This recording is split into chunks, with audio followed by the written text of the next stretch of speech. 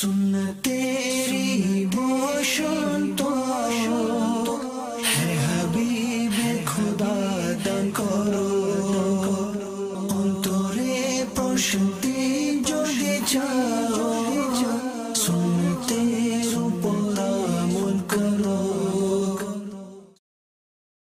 সুন্নতেরি বসন্ত হে হাবিবে খোদা দান করো সুন্নতেরি বসন্ত হে হাবিবে খোদা দান করো সুন্নতেরি বসন্ত হে হাবিবে খোদা দান করো অন্তরে প্রশান্তি যদি চাও সুন্নতের উপর আমল করো। আচ্ছা রফিক ভাই, আপনার হাতে নীল কাটার দেখে মনে পড়ে গেল নখ কাটার বিভিন্ন মাধ্যম রয়েছে, ব্লেড, কেচি, নীল কাটার ইত্যাদি। কিন্তু কিছু লোক এমনও রয়েছে যে তারা তাদের নখ দাঁত দিয়ে কেটে থাকে। জি জি চাচা যান, এমনও হয়ে থাকে স্কুলের মাঝে মাঝে টিচার যখন নখ চেক করে থাকেন আর যাদের নখ বড় হয়ে যায় তারা তো দাঁত দিয়ে নখ কেটে থাকে, আর এত দ্রুত কেটে ফেলে যে নেল কাটার দিয়ে হয়তো কাটা যাবে না। এভাবে দাঁত দিয়ে কি নখ কাটা যাবে? জি না, এভাবে দাঁত দিয়ে নখ কাটা মাকরু অর্থাৎ অপছন্দনীয় কাজ। এর দ্বারা কুষ্ঠরোগ হওয়ার সম্ভাবনা রয়েছে।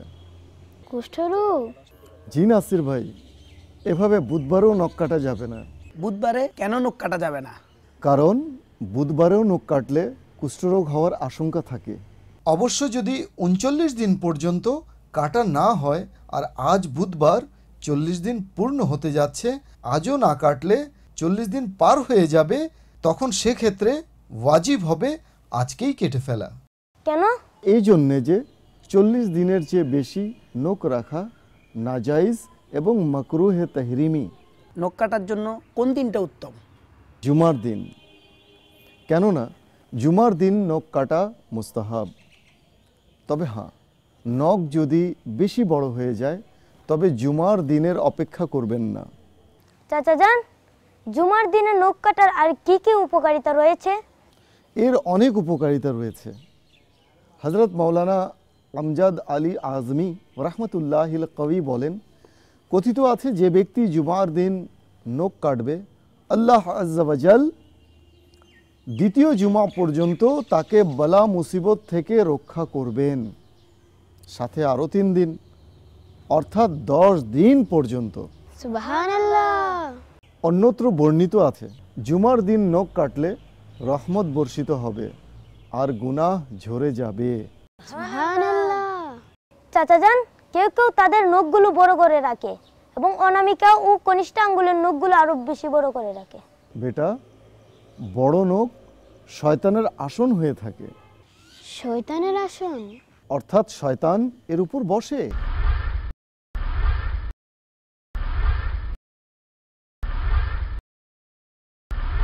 নখ কাটার জন্য কোনো নির্দিষ্ট নিয়ম আছে নাকি যেভাবে খুশি কাটা যাবে?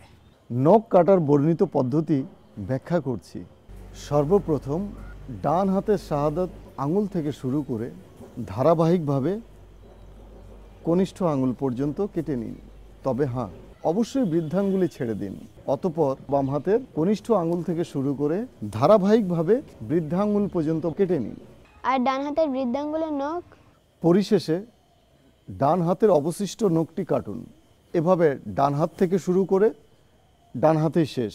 কর্তৃত নখগুলো টয়লেট বা বাথরুমে ফেলা মাকরু, বাইরে ফেললে সমস্যা নেই। সুন্নতেরি বসন্ত হে হাবিবে খোদা দান করো সুন্নতেরি বসন্ত হে হাবিবে খোদা দান করো সুন্নতেরি বসন্ত হে হাবিবে খোদা দান করো অন্তরে প্রশান্তি